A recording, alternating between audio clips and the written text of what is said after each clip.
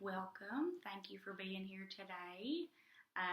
As we've previously talked about, everything that is said here is 100% confidential unless there are any signs of abuse going on, you pose a harm to yourself or others, or any suicidal risks that may give me the influence that you need help, then that's when confidentiality will be broken.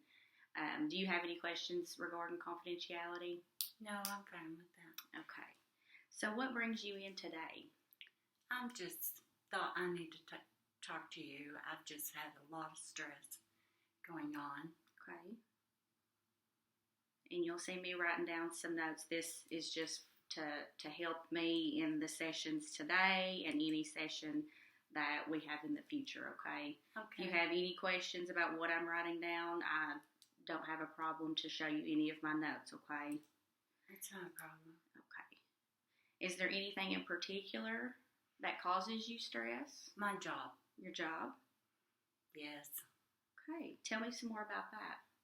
Well, it's, I'm getting up there in age, having to deal with the other workers,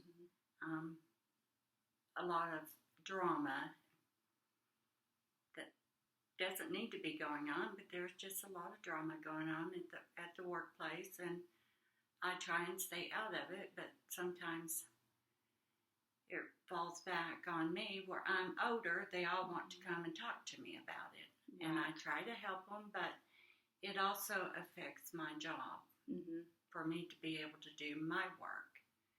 So, and then when I come home, it's a little stressful there, a lot of family. So I just... Who all is in your household? Is it just you and a significant other, or is there anyone else? My husband, a grandson, and then I have grandchildren that come by. Don't get me wrong, I love my grandchildren, but, sometimes you need a little space for yourself. Need some space, yes. I completely understand that. And then we all deserve to have our space sometimes. Yes, definitely.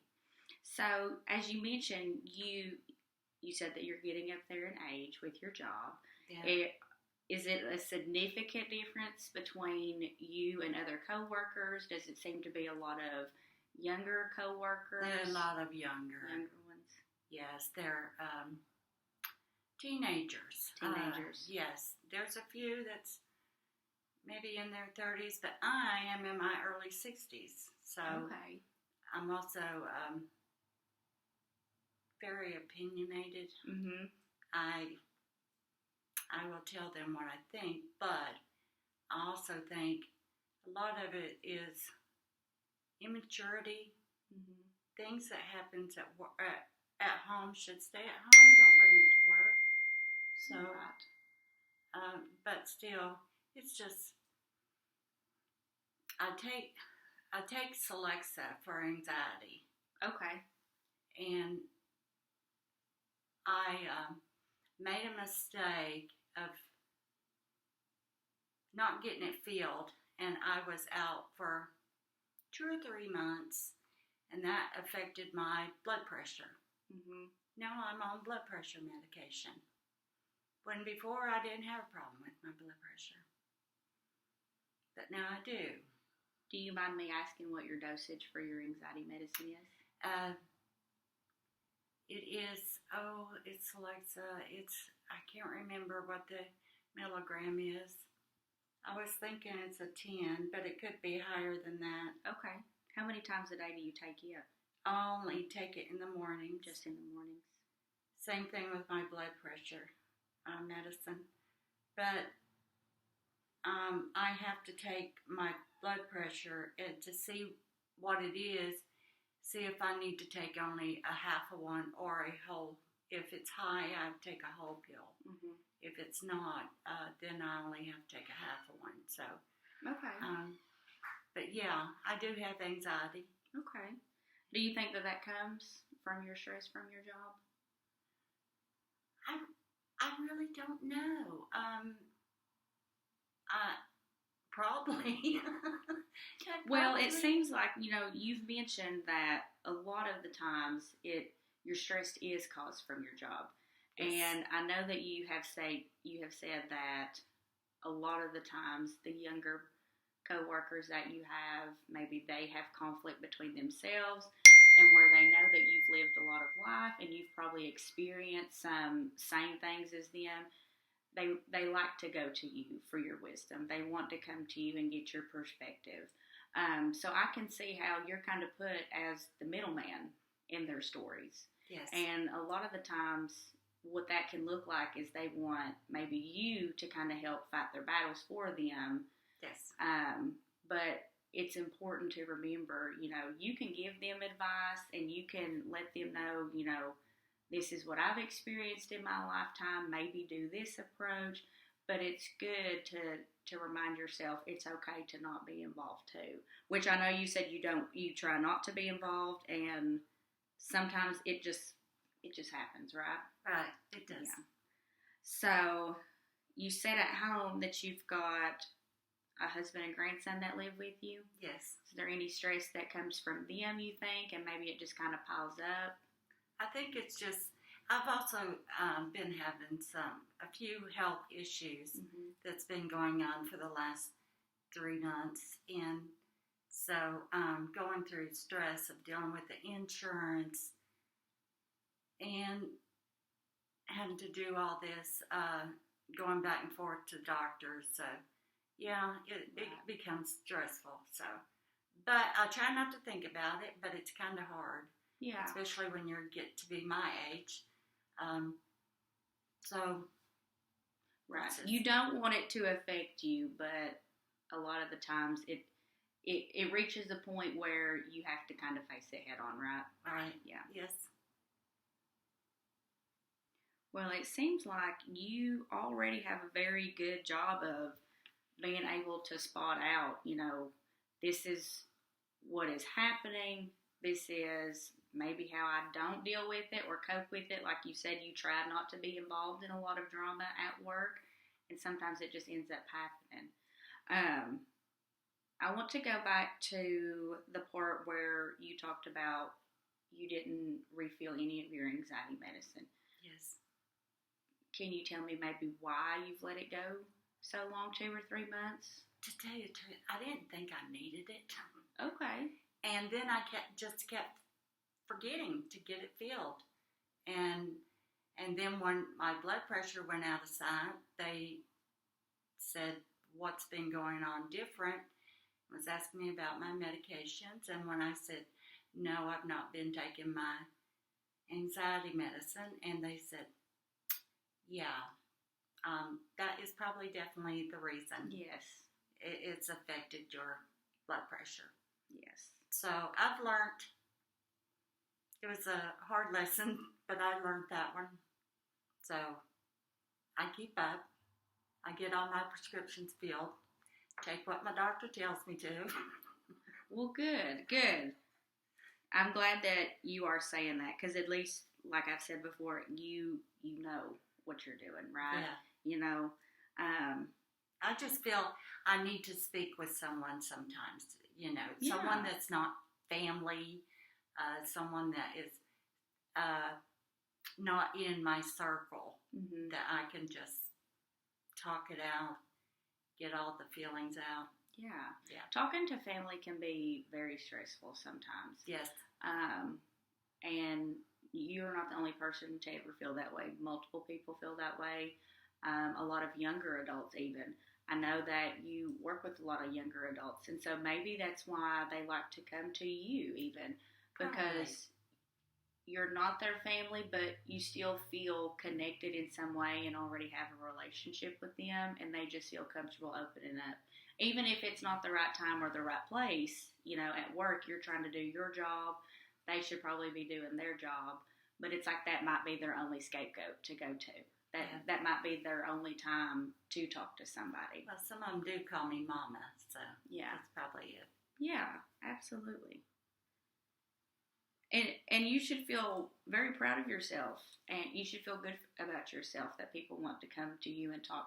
but it's also very important that you're acknowledging that a lot of people are coming to me and talking to me about their problems, but I don't have anybody to go and talk about my problems with. Exactly. So I want to congratulate you on taking this step and coming and talking with me today, because again, you know, it's hard to make that first initial step to go and talk to somebody. You want to kind of put in your head, like you've said, you thought maybe you didn't need your anxiety medicine anymore. But now it's getting to the point where, you know, you've acknowledged the fact, okay, a lot of things are going on. You know, I'm a wife. I am running a household. I live with my husband and my grandson. I have a family to take care of. You've had some health issues go on, and, you know, you're still working. So there's a lot of external factors that go into play. And again, like you said, sometimes you just need that peace and quiet at home, and you don't always get it. So making that first initial step to really come and say that to somebody, that speaks true wonders about you. So I do want you to feel good about that, okay? Okay. Let's talk a little bit here about your health issues. Has that been recently? Do you think that's a lot of it has been caused from the stress? I know you said that you ended up having high blood pressure because of your anxiety. Is there anything else that's happened? Well, probably. But I wanted to donate blood, and I knew that in the past I had been anemic. Mm-hmm. And so I asked my doctor to check. Come find out, I'm very anemic. I have to have an iron infusion. So had to fight with the insurance a little bit about that. And then also my Cologuard test came back negative or positive, whatever. And now I have to have a colonoscopy. So I'm having issues with my stomach and my bowels. So, and that's been going on for about 3-4 months. Okay. So that puts a little stress, especially where there is colon cancer in my family. So okay. So just by that, you have history of colon cancer. I'm sure having all of these issues with your gut health has been very stressful, right? Yes.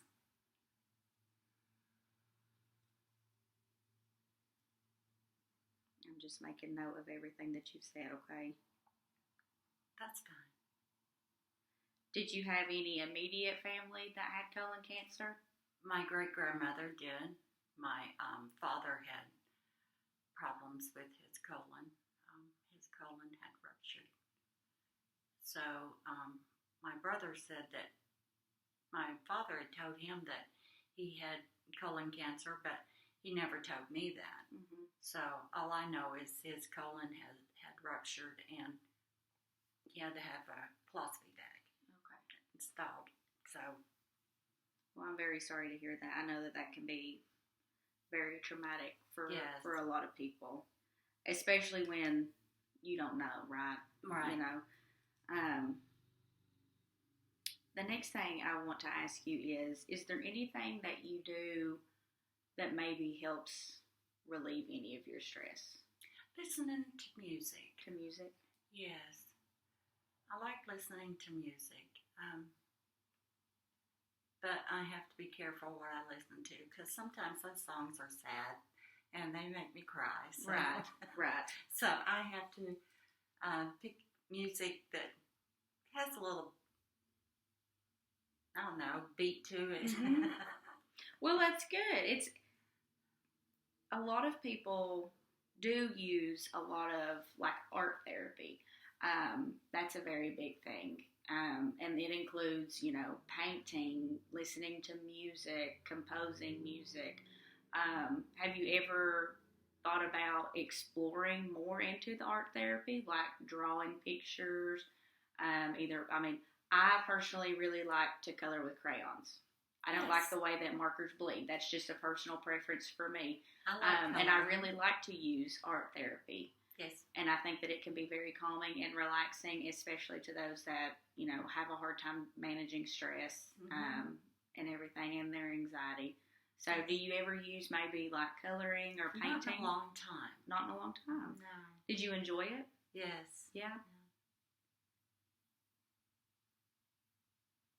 Yes. Maybe that's something that you can further explore. Maybe that's something that we can do within the next couple of sessions here. We can really dig deep into that art therapy and help you be able to come in here after, a stressful couple of days and just let all the stress flow out, and we can listen to music, we can paint, anything like that. Anything that interests you like that, we can definitely give that a shot, especially if you've already tried it and you know that you really like it, but maybe you've just not had time to really dig deeper into it. I think that would be really great for you. Have you ever thought about journaling? No, I've never really thought about putting my thoughts down. No. Yes. I think that is one thing that could really help you too, especially when there's days that we're not together. Jot down anything that made you stressed that day, and you can even bring the journal in here, and that way you're not forgetting anything. So after the session, once you leave and you're like, I probably should have mentioned that to her, you have everything written down for you. I see. You can write down anything, but that includes positive thoughts. If you're having a really good day and you just think a lot of positive things, jot those down. Anything that may give you any stress or anxiety, jot those down. Yes. That in itself is what I really love. That is one of the things that I like to use in CBT therapy, which is cognitive behavioral therapy. And all it does is it just restructures and reframes negative thoughts, feelings, and behaviors into positive things. Okay. And journaling is one of those things that I really like to push through CBT therapy, just because it is very good. You can jot down the positives. You can jot down the negatives. And the whole entire time that you go without coming and being here with me, jot everything down, and then, like I said, you can bring it into the session and we can talk about it. You can make, if you want to go over one day's work in a session, we can go over one day. If you want to cover a couple different things, we can cover a couple different things. Okay? Okay. Yeah. Well, we are coming up at the very end of our session. Is there anything in particular that you want to discuss before we stop for today? No, I thank you for listening to me. I really do. I think it helps to just talk about it, get it out. Yeah. Yeah, not have it bottled up and then come home. Yes. Well, I'm very glad that I could be to support of you today. I'm glad that you felt very comfortable coming in today, and like I said at the very beginning, really taking that first initial step and saying, this is a wake-up call for me pretty much. I've been dealing with a lot of stress. I have anxiety. My blood pressure is now going through the roof because of it, and I acknowledge that I was not refilling my anxiety prescription. I acknowledge that I was wrong. You admitted to that. I acknowledged that I was wrong and thought that I didn't need it, but I actually do need it. And that is wonderful that you have already recognized those signs of this is what I need to do. So I can definitely see determination is one of your strengths. I think that you have a lot of motivation. I think your family is of great motivation for you to continue going and maybe even keep going to work. Even days that you don't feel like going to work because you just dread the stress and the drama that happens there. I think that they, push you to be better. Yeah. Because I know you've said, I love having my grandchildren over. Yes. And even though I'm sure they can be, rowdy and wild and probably make your blood pressure go through the roof, I think that those factors really push you to keep going too. Does that sound right? Yes, Yeah. It does. They do. They absolutely make my day. They do. But then sometimes it's like, you need to go back home now. Yes. And that's good that they can still go back home. and you can finally have that peace and quiet at nighttime, I'm sure. Yes. Hopefully. All right. Well, do you have any further questions for me? No, I thank you. But I think we covered everything, what I wanted to talk about, and some suggestions that you've made. I think that's really helped me. Yeah, awesome. So I'm going to give you a little bit of homework to do over the next 7 days until you come and see me again next week, okay? Okay. And that is the journaling. Okay. I think that will really help you a whole lot. And next week, we can go over everything that you've jotted down in that journal, okay? Okay. If you want to explore on your own this week, diving deeper into art therapy, and either continuously listen to music. Maybe if you like to listen to music, but maybe it's a little stressful in your household at the time, maybe walk outside and walk around for a couple minutes and listen to a song or two. Or even going to the dollar store and getting some art supplies and doing that, okay? Yeah. All right. Any other questions? No, that's good. Thank you. All right, no problem. Thank you so much for being here with me today. Thank you.